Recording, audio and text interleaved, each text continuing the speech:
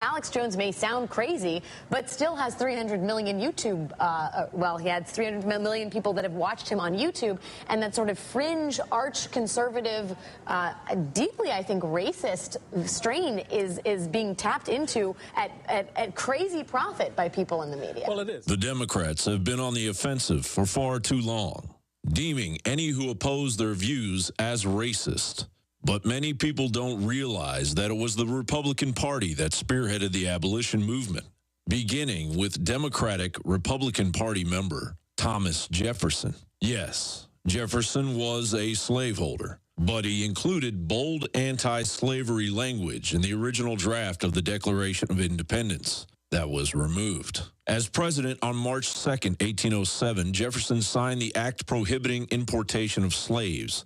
This act took effect in 1808 and was the earliest allowed under the Constitution. In 1863, Republican President Abraham Lincoln issued the Emancipation Proclamation, which freed slaves held in the Confederate States. The 13th Amendment to the United States Constitution took effect in December 1865 and finally ended slavery throughout the United States. That year, the Ku Klux Klan was founded. Historian Eric Foner observed that basically the Klan was the military muscle behind the agenda of the Democratic Party, the plantation owner class, and all those truly afflicted with a mental disorder that is racism. The Klan's purposes were to reverse the interlocking changes sweeping over the South during Reconstruction, to destroy the Republican Party's infrastructure, undermine the Reconstruction state, reestablish control of the black labor force, and restore racial subordination in every aspect of Southern life. By any means necessary, the Klan sought this agenda by threats and violence, including the murder against black and white Republicans.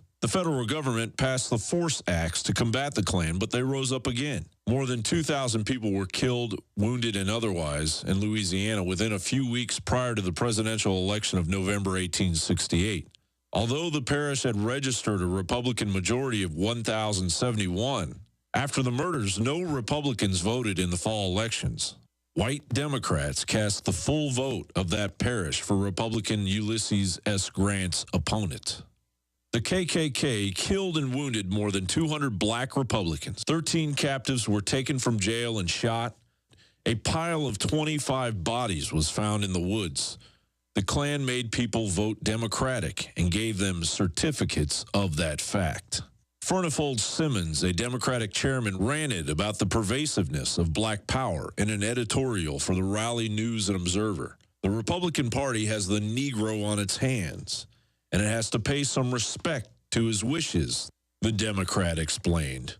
Furthermore, to hold the Negro solid, the party must give him local offices in the counties and towns where he is numerous. If the party gives him these local offices, then bad government must follow, the Democrat reasoned with obvious stupidity. In 1939, Planned Parenthood pioneer and leftist Margaret Sanger began the Negro Project. To bring people along willingly, she enlisted black preachers to support sterilization. She outlined the deceitful plan in a letter to Clarence Gamble of the Procter & Gamble empire. We should hire 3 or 4 colored ministers, preferably with social service backgrounds and with engaging personalities. The most successful educational approach to the Negro is through a religious appeal. We don't want the word to go out that we want to exterminate the Negro population. During the 1950s and 1960s, the Klan forged alliances with Southern police departments. Several members of the KKK groups were convicted of murders and the deaths of civil rights workers and children in the bombing of the 16th Street Baptist Church in Birmingham. Meanwhile, a group of African-American students enrolled in Little Rock Central High School in 1957. Their enrollment was followed by the Little Rock Crisis, in which the students were initially prevented from entering the racially segregated school by the governor of Arkansas. It took the intervention of a Republican President Eisenhower to allow the Little Rock Nine to make American civil rights history.